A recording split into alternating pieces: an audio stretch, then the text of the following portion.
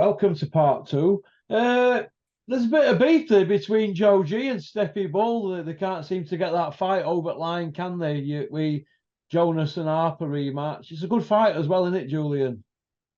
It's a good fight, and I see both points of view. When I see both points of view, I see Steffi's point of view and Harper's point of view because it's the biggest money fight out there for them. And as I said earlier, sometimes you've got to tread the easiest path to get the most money, and all roads lead to the unification. I get it from their point of view, but ultimately, nobody wanted to know Natasha Jonas and Joe Gallagher 2-3 years ago after that awful decision in the first fight. And she's effectively been swerved, and all of a sudden you're interested in the fight. You weren't interested in an immediate rematch, and now Steffi and Terry, they're interested in that fight suddenly because, first of all, Natasha's got most of the belts. She's got the belts that matter, and all of a sudden people are interested. So I'm split two ways, Russell. I've got the business side of me that says Natasha's got one career. Okay, she's a mother.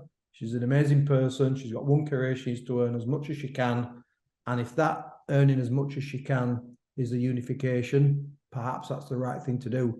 But I've also, because I'm cynical, and I've been in the game a long time, and I've seen the tricks and the crappy things that people do. I've also got a spiteful side of me that says, nah, you didn't want to know me a couple of years ago, so sorry, no, go elsewhere. I'm doing just fine. It's a difficult one, mate. It's a difficult one, but I do think Natasha Jonas for a couple of years was really badly treated by boxing. Yeah, well, we know Joe well because they won't give his fighters any dates, would they? So, it caused some right problems, didn't it, with Smiths and all that for him, didn't it, Eddie? And it always does by speaking out. Whenever I've spoke out about, Sykes's belt and that situation, I've known it's going to harm me. I've known, listen, I knew I was going to be coming out of boxing, so I was prepared to upset whoever I needed to get what I thought was the right thing for Gary. But ultimately, Joe, because Joe's he knows the game backwards, but he's so strong-minded and he's so defensive of his fighters and so loyal to his fighters, he would have known there'd be a point where you annoy people and upset people that much. They'll just freeze you out. And that's what happens with boxing. It was frozen out for a while, and just by being persistent and getting the results, he's back at he's got back at the party right now, isn't he? Yeah. But it makes you like that, does boxing. I always think a guy like Joe as well, he's in the gym every day. He's the one who's living this every day, and he's seeing fighters frustrated. He's seeing fighters not getting the opportunities. We also knows how the sport works, and if you want to get along, if you want to go along, you got to get along, and all that kind of stuff. So he's got to be given credit, hasn't he, really? I'm not sitting on the fence. I'm just going to be open. Yeah. If you're asking me what I would do, is if I was Joe Gallagher, would I give Harper the rematch? No, I wouldn't, because I'm a little bit spiteful like that. Yeah, and I won. And and that's how it is. It ain't just because it's Steffi. It's tough shit. If you can't have it, if you've been overstepping mark, been causing problems behind the scenes, hit the turf skids. That's what I'd say. Yeah, that's what I would say. But I'd have that open conversation with the fighter, and I'd say, look, this is how I feel right now. But what do you want to do? And ultimately, you have to look at who stood by Natasha, who's defended her, and look where she's sat right now. She's had a brilliant year, hasn't she? So who's she going to trust? Who's Natasha Jonas going to trust? The guy who's guided and mentored her and brought her success that she could probably never have dreamt of. Yeah. Or all these other people who's going to start whispering in her ear and saying, "Oh, you should be doing this," She's pretty level-headed, that Natasha Jonas, from what I've heard. And when I've met her, she's pretty level-headed. Don't forget, she's got a young kid in that, and she's done all that. She's a winner, isn't she?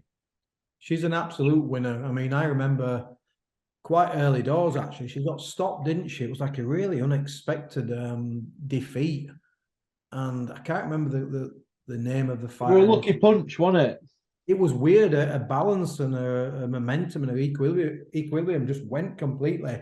And I remember watching that, thinking so early in a professional career to get stopped like that by not really a decent opponent, to be honest. I remember thinking, wow, how can you come back from that? And she did, didn't she? Yeah. And that's kind of and that's what being a champion's all about, isn't it?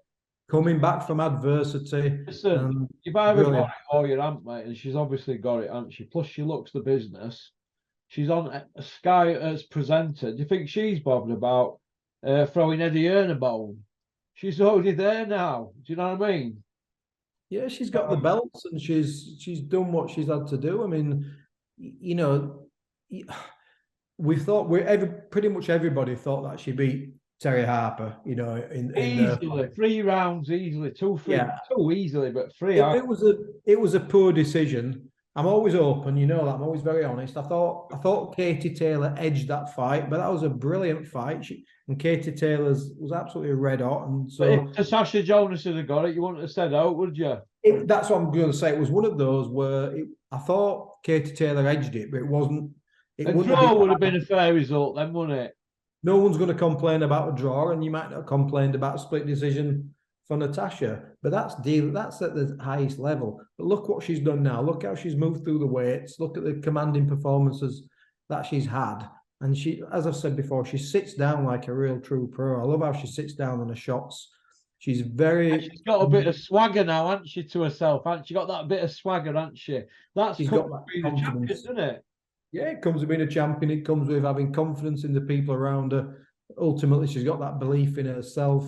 The one thing from a coaching point of view, I love about Natasha Jonas is she's not quite conventional in terms of her style. Generally, you see the kind of the southpaws, you know, the female southpaws. I'm not generalizing, but maybe I am. So you look at Sky Nicholson, and it's jab, jab, cross, jab, jab, cross, jab, jab, cross, and then a couple of looping shots.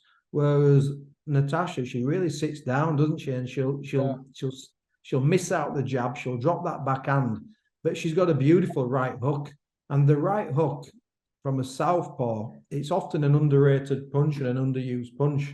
Yeah. And you can see that she didn't have that shot early doors in her career. So she's developed and worked hard on that shot. And it's made her such a dangerous fighter. And like I say, I know Steffi. I've known Steffi quite a long time. I know Joe. I know those guys. I'm just being honest when I say to you, you know, what would I do? I wouldn't do the fight, but maybe that's me hurting the fighter. But I just think sometimes you have to have a point of principle and you have to have a long memory, because there are too many people in life and too many people in boxing especially who have got really short memories. You know, how many times do we talk about fighters or coaches who say, oh, him over there and her over there, and then the best mates with them a few weeks later. And I've got a long memory, and I'd remember, I think it was Sigmund Freud who said, you know, you might forget certain dates and you might forget certain occurrences, but you never forget how people make you feel. And I have to, if I was Natasha Jonas, I'd think, just remember how you felt when you were frozen out, when you were worried about the bills coming in, when you were bringing up, you know, your child as a single mother, and people were not giving you the opportunity. As one of the best lightweights in the world, you weren't getting the opportunities. I'd be like, just remember how you felt right then. And that's why I personally wouldn't do the fight. I'd say, no, I'd rather go other routes and have 2 or 3 fights to earn the same amount as I could get for that one fight. But that's just me. You're pretty ruthless, you, Julian, aren't you? To say everybody says you're a straight goer. It's one of those things. I am straight, mate. But do you know something? When I got, obviously I'm separated now, but it was quite funny when I got married. My best mate Glenn gave like a speech, you know, like you know, your mates like rip you to bits, don't they? And he said, you know the thing about Jules, because I've known him since he was like 5-6 years old. And Glenn said, he goes, the thing about Jules, he goes, he holds a grudge. And I remember turning around to my wife at the time and my mum and dad going, do I hold a grudge? And they were like, oh God, do you not know that about yourself?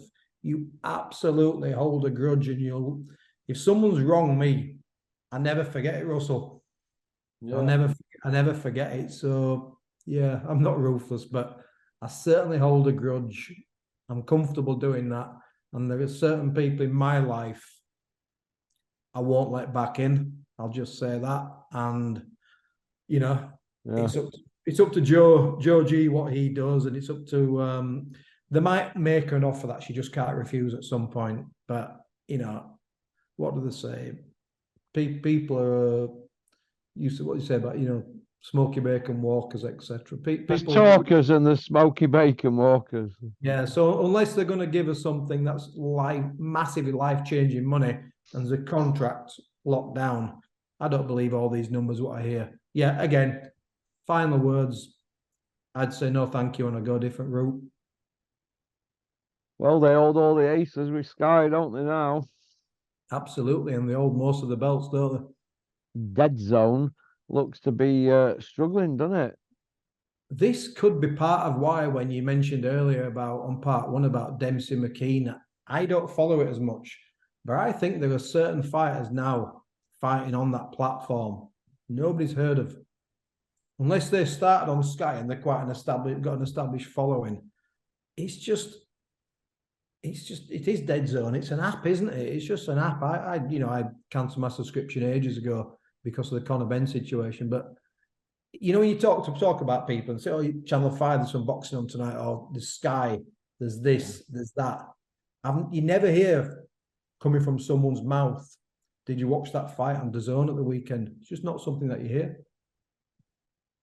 Yeah, are you a DAZN member, Julian?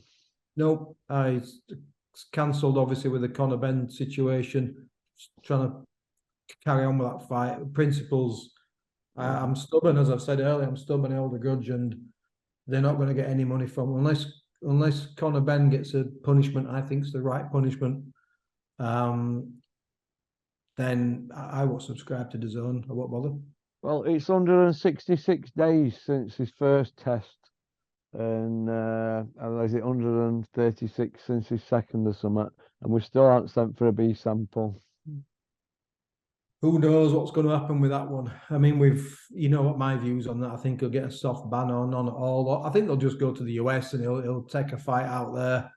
He'll get a license over in Nevada or somewhere, and they might not even go the British Boxing Board of Control route. Russell, I don't know. I don't know what kind of name he would be in the States, but you just get to a stage, don't you, where you become disillusioned with it and you don't actually care. And I think a lot of people now are over the Conor Benn thing. They'll say, "You'll do what you're going to do." And most of us, like myself, are looking forward to the Eubank Liam Smith fight. I think it's a really good fight. I think it's a better fight than the Conor Benn one, to be honest. Who do you see winning that one? I think it's a 51-49 fight, and I ever so slightly favour Eubank. I think boxing's about timing. I think overall Liam Smith's probably a better fighter, and even though he's had a bit of a run of form recently, there was just something. I know the guy caved in and wanted out against Liam Smith last time, but there was just something in Liam Smith's legs and his reactions that I just thought he'd ever so slightly slowed in his last fight. That might sound contradictory because he was going to dominate that, obviously. His opponent just imploded, but there's something about him that I just feel he's not the fighter that he was. He's brilliant, he's compact, he's got all the, he's durable, he's strong, he's fit. But I think Eubank might be just like literally that much in front of him. BP Smith's a 7 out of 10 all the way across board, isn't he? Exactly. And I think timing's everything, isn't it? It's not always about, I said at the beginning of part one, it's not just about who you beat or who you fight, but it's about when you beat them and when you fight them. And I think had this fight been about 4 years ago, I think Smith would have won. Maybe it would have won a couple of years ago. There's just something for me what says he might be half a step behind Eubank all the way through this fight. I think it's a competitive fight. I'd like Smith to win, but I suspect it'll be when you get those fights, they're pretty close, but there's a winner, a 115, 113 type winner. Yeah. And I think I think that's the case we're going to have. Who have you got? I've got Smith to win. I know it's a long shot, but I just want to see Smith win. But Eubank's a favourite. Yeah, I'd like Smith to win. I would like to see that. I think he's been a better servant to British boxing. I think Eubank's done a lot more posing than he has in actual meaningful fights. What happened with the Conor Benn situation, you can argue wasn't his fault, but then you can also argue, you know, why was he looking to take a fight and come down to 157 just for a cash out? You know, he's been calling out Golovkin for that long now. It's ridiculous, you know. And at what point are you going to deliver that really meaningful win on your CV? And maybe that meaningful win's going to be Liam Smith. Yeah, it's well, they'll all be there, won't they? All Smiths will be there, and Eubanks. It'll be like a soap opera. Ben Shalom will be loving it, won't it? He'll be pretending to be Eddie, won't he? They'll put Sweet Caroline on and that, won't they? It's all there. I've not seen the undercard, to be honest, Russell. I'm actually away in London that weekend, so I'll see if I can find somewhere. I know it'll be pay-per-view, but Well, I've Spencer Fearon going back in time to great middleweight battle, domestic battles. Mark Kaler against Errol Christie and Tony Simpson against Alan Minter and Liam Smith against Eubank. It's of that ilk, that it's got that feeling. They'll all be giving it that, won't they, big side? You know what I mean? It's a cracking fight. It's a really good trade fight. It's like anything. It's such a shame that it is pay-per-view because these are the fights that everybody wants to watch. And, you know, we subscribe to Sky. We should be able to see it for the Sky subscription. But I get it. Sometimes you have to pay fighters a certain amount of money. Or you get the fights or you don't. But at least it's as I've said, it's a 51-49 fight. But at least it's a competitive fight, isn't it? And, you know, as long as you get a good fight, you forget the fact that you've paid for it. But when you pay for dross, that's harder to forget. Yeah, it's what are they charging for it? 20 quid? Probably, I've not seen it. 20 quid, isn't it? I suppose. You know, in this day and age, I mean, years ago, it'd been a good Saturday night headliner like Froch Boutte, wouldn't it? Yeah, it'd been a good fight, but as we know, pay-per-view, they've kind of killed it, didn't they, by some of the fights that they put on. I mean, who can forget, you know, Harrison against David Hay? I mean, the second Bellew Cleverly fight, I never paid for that. It was pay-per-view.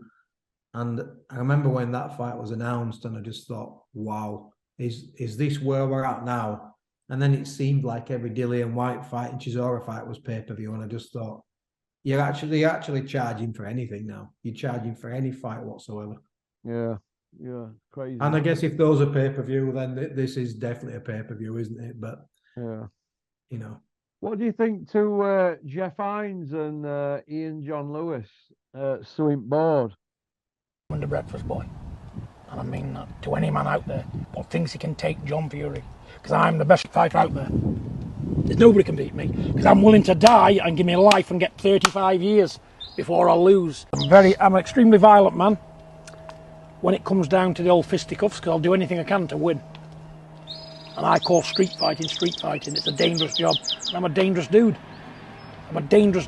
Unbeaten. Step in my face, they'll come into breakfast, mate, because I know I can fight. And I'm a dangerous mother. Believe me. I'm the real deal, mate. And that goes out to anybody who thinks they can take me today or any other day. It's finished in one way. Them splattered up the floor and the head kicked off. I mean, I guess it depends. I don't know what the details are. And obviously, I know Ian John Lewis is saying, for example, that he's been a scapegoat. He's been discriminated, he's saying now.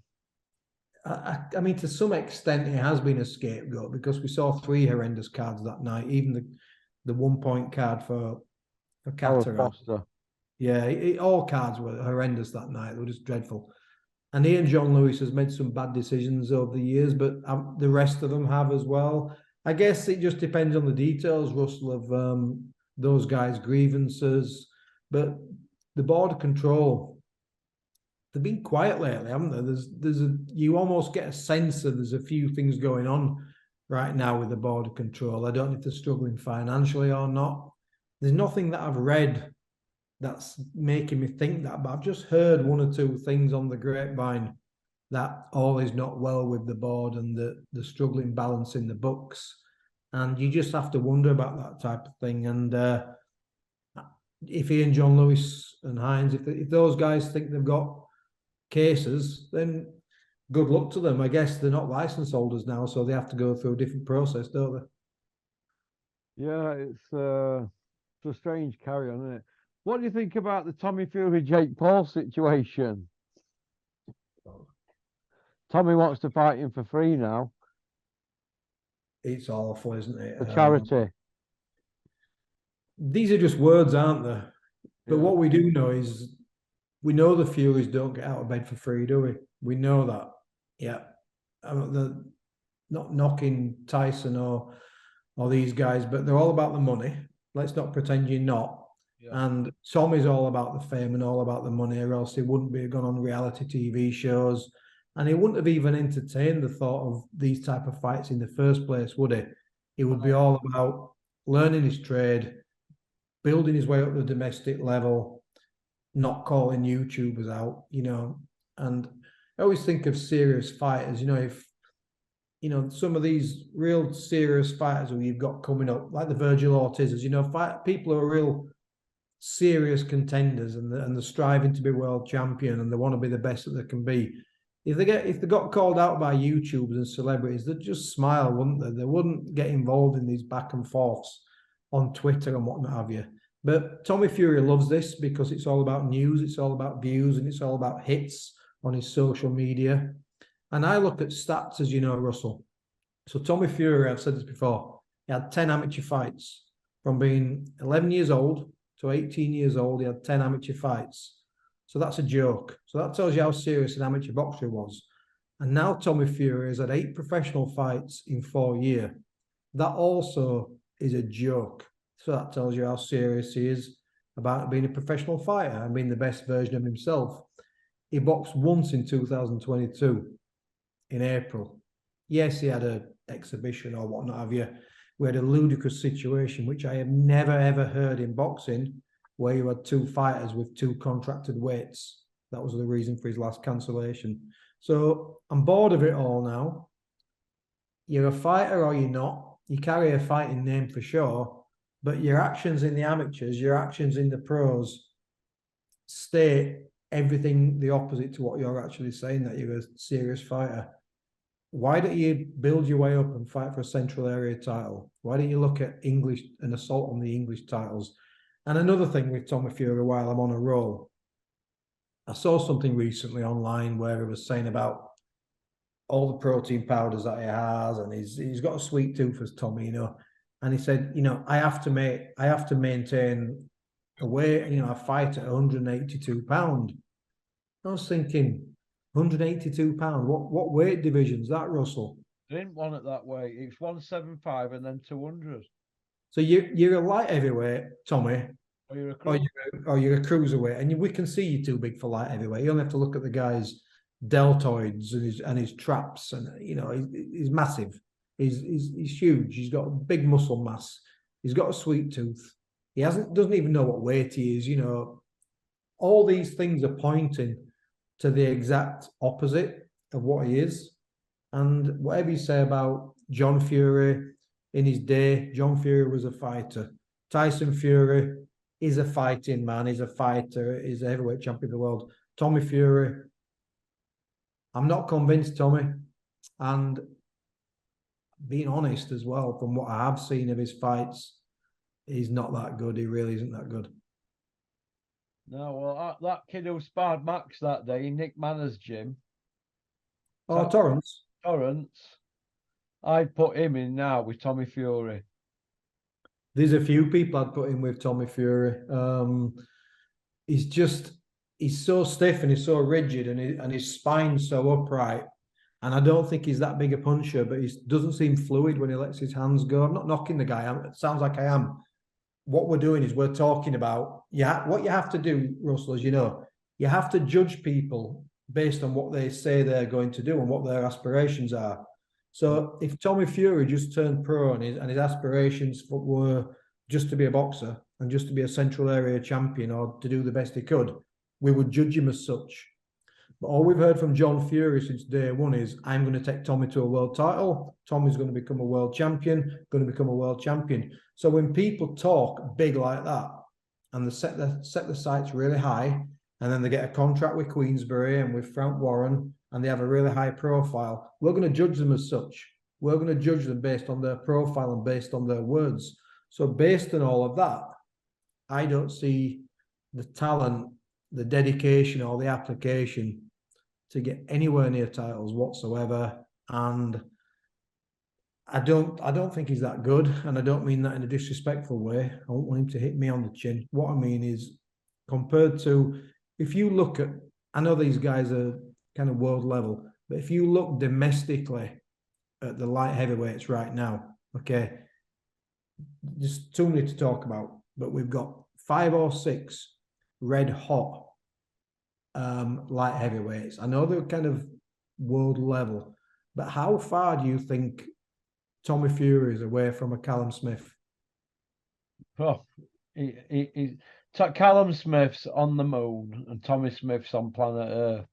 And you can't measure it even, can you? You can't even measure him. Different stratosphere. Even somebody like Charlie Duffield, you know, a good solid English level, you know, English level like heavy, that sort of weight. Charlie Duffield against Tommy Fury, it'd be a bloodbath. Absolutely, and it's a little bit like, and this isn't knocking Campbell Hatton. It's like Campbell Hatton and Tommy Fury, but Campbell certainly had a lot more fights in the amateurs, and he's applying his trade a lot more than Tommy Fury. But if you look at those guys move pretty quickly from the development level in the amateurs to the pros, to the soft pros, because if you really want to test yourself as an amateur, you go in the senior ABAs, don't you? You go in the elites. You fight the best kids, but those guys stayed at novice level throughout their amateur career, and Tommy Fury did exactly that. So there's a reason for that, isn't there? Dan Aziz against Tommy Fury.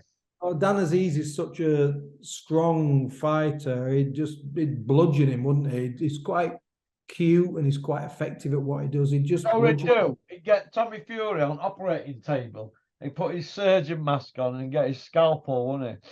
Yeah. And it sounds like we're hammering Tommy Fury. What we're saying is, all we're hearing is Jake Paul, because your original question to me, Russell, was Jake Paul. What do you think about the Jake Paul? Why is he even having those conversations if he's a serious professional athlete? Why isn't he fighting on every Queensberry show? Why isn't he fighting 6-rounders, 8-rounders, and learning his trade instead of just talking about Jake Paul? We know why, don't we? Pound signs. It's a cash thing. It's as simple as that. But you got to be careful. They always say, don't they, Russell, be careful what you wish for, because he might get that fight and he might get beat. And where do you go from there? Yeah. Well, they go have another one then, don't you? Against Jake Paul or KSI or one of these other goonies. Then declare that's what you want to do. You want to be the YouTube champion of the world, and that's absolutely fine. No issue with that whatsoever. You get your name out there, you get your brand out there. If it's all about online and being a YouTuber, brilliant. No issue with that. But as I keep saying, your actions are so far away from what your actions, from your words. And your words are that you want to be a world champion. Well, let's see you fight, Tommy. Yeah. What next for Bricktop? Is he back on his perch? He's looking good, is Frank. Bricktop's looking good. You know, the shoulder roll's gone into hyperdrive.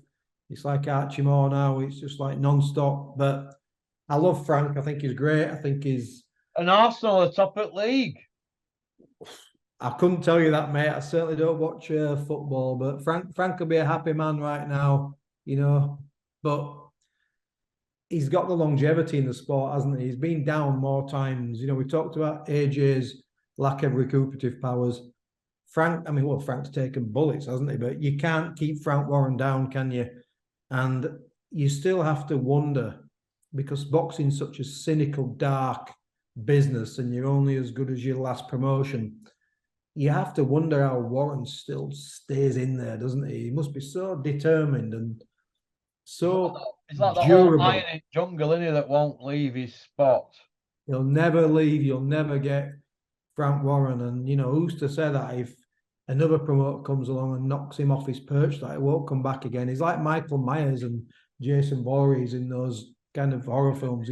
He just keeps coming, and he's not particularly a warm character, Frank, is he? But you got to respect what he's done.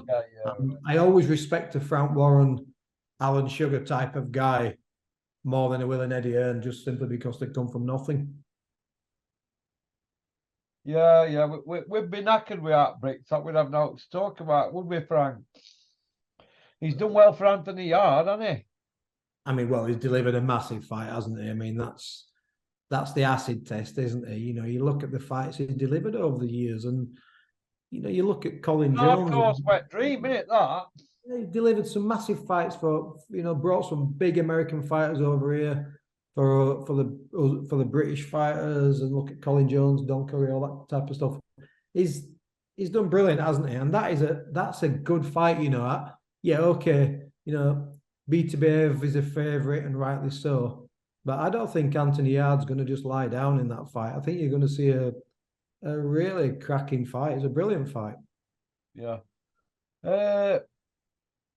What do you see happening in that fight with Yarde and him? Because Yarde brings it, doesn't he? And if he wins, will Tunde be unbearable? Because they'd have to be up there in top pound for pound to beat Beterbiev, surely. Well, he'd have his rightful place there, wouldn't he? I mean, you can't say they're going about it an easy way. There are easier world titles out there to grab, aren't there, if you want them? Easier paths in boxing. He could have got some big money fights for some domestic fights, you know, the fighters we talk about, Buatsi, Callum Smith, etc. And he's going after the number one, isn't he? Well, maybe Bivol, Beterbiev, you know, it's a bit like Michael Spinks, Dwight Braxton in the 80s. Those guys were dominant, the two dominant light heavyweights. And that's exactly what's happening. He's gone. He's not just gone after the one of the two dominant fighters. He's going up against an absolute wrecking machine, isn't he? And I guess wrecking machine. The outcome for me. Maracas and Drago roll into one. He is the scariest guy, pound for pound, in boxing at the moment. I don't care. He's just the beast. John the Beast Bagabi wore for a certain period of time. Golovkin, Kovalev. This guy now is a Wilder. This guy's in that bracket, innit? But maybe a touch above all of them. And I think it's one of those things. I mean, you know, Beterbiev can be hit. We've seen him hit cleanly. Defensively, he's never going to be accused of being Wilfred Benitez, but he's got a good chin. He's so physically strong. Yeah. You know what Yarde's going to have to do to beat him. I think he's going to have to trade with him. You know, people will say, be careful, don't rush in. But as I've said before, you sometimes get that Mike Tyson wrecking machine. You got to derail him. There are sometimes you got to push the puncher on the back foot, or you got to be Ray Leonard and be able to move for 12 rounds. And I can't see Anthony Yarde being clever enough to be able to negate 12 rounds and pick the points up like a Bivol might do, for example. I think he's going to have to trade with him. We know what's going to happen if Beterbiev gets a lot of success early on and against Yarde. He'll end the fight. He'll knock Yarde out. I think there's very little doubt about that. And I guess the question for me is, what impact is Anthony Yarde's physicality and power going to have on Beterbiev? And maybe he has half a chance in that fight because of the age, because he is the younger man. And some of these brilliant, you know, Europeans that we see coming through, like Beterbiev, sometimes they stay amateur for so long. There's a lot of miles on the clock, even though you see him 17, 18 fights. Sometimes there's a lot of miles on the clock. So it's a case of getting them at the right time. Is this the right time for Anthony Yarde? We don't think so. But I think it's a really intriguing fight. I think Anthony Yarde will give him hell. I genuinely do. I think he'll have moments of success. I think he'll probably get stopped somewhere between the 5th and 8th round. Yeah. Brilliant fight. So it's a great fight. Is that Frank Warren's delivered a brilliant fight there. He has. He's what we've been screaming for, isn't it? Stuff like that. This is what we get frustrated about, isn't it? 2022 was just such an anticlimactic year for British boxing, and this, look what we've got. We've got two crackers in January. Yeah, Bricktop's really sticking it up them all, isn't he? Yeah, because all right, it's not always about the quantity, it's about the quality, and this is a real, this is a quality fight that is delivering. He's got some good prospects coming through. He's pretty much got the monopoly on the heavyweight division, or I think he has anyway. He's certainly got the best two of the best 3 or 4 fighters in the heavyweights. Frank's in a really good position, and young pro. We talked about it so long, but look at the young kid he's just signed, Moses. I can't pronounce his surname. I don't know if you've seen him or not, Russell. That heavyweight sensation. Yeah. Young kid. Absolutely fantastic is that kid. Unbeaten amateur, won the Europeans in the youths, won the worlds.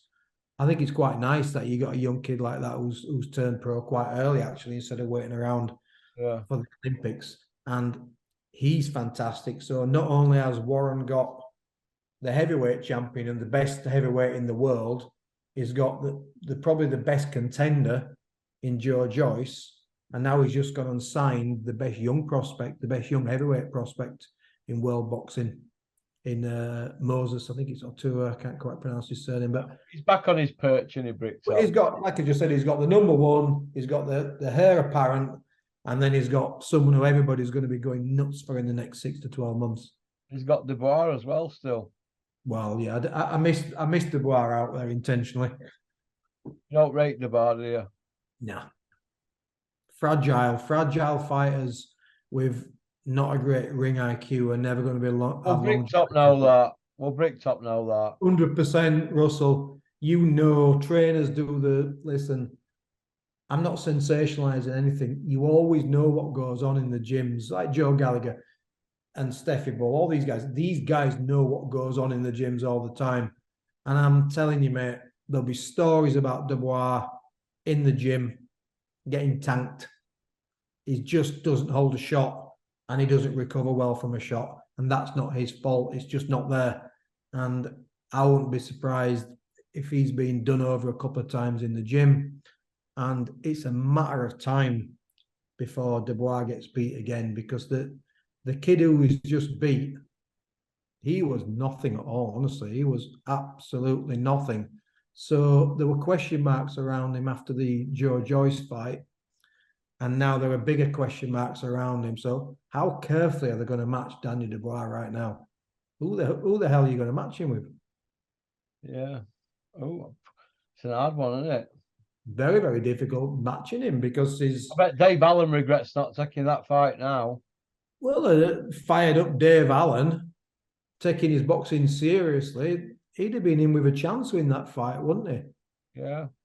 And look now, Dubois, Shane McGuigan. There'll be nobody knows Daniel Dubois better than Shane McGuigan. Never mind what, Shane's a brilliant young coach. I think he's probably the best out there of all the younger coaches. But if you look at Shane McGuigan, he will know. You know what you've got. You know when you've got fighters who are chinny in the gym. Sounds awful, but you do. You know when you've got fighters who you don't have to worry about at all, which we talked about, fighters who get dropped and things. Some fighters you just don't worry about. You know the temperamental ones. You know the ones you have to coach in the corner and tell them they're winning even when they're not. You know the ones you have to tell who are losing even when they're winning, to give them a rocket up the backside. There's nobody knows fighters better than the coach. And Shane McGuigan will know the limitations of Daniel Dubois. He will know it. Yeah. Okay, then. Well, listen, thanks for coming on, Julian. It's been a pleasure. My pleasure. And I'm sorry it's been a while, everybody. Russell's been busy, I've been busy, but we'll get back on it now, mate, yeah? Okay, mate. Listen, you take care. Cheers, Thank mate. you. Have a good evening, pal. See you later. Cheers, mate. Bye. Well, that was Julian. I hope you enjoyed that. Don't forget, buy before the boom, Welcome Estates, Summer Sale, and Spartan Demolition. Peace out. Porky's Corner is proud to be sponsored by Spartan Site Solutions. They are specialists in civil engineering and demolition contracts for the construction industry. Interested parties should visit their website or contact Porky's Corner for a referral at porkycorner@mail.com.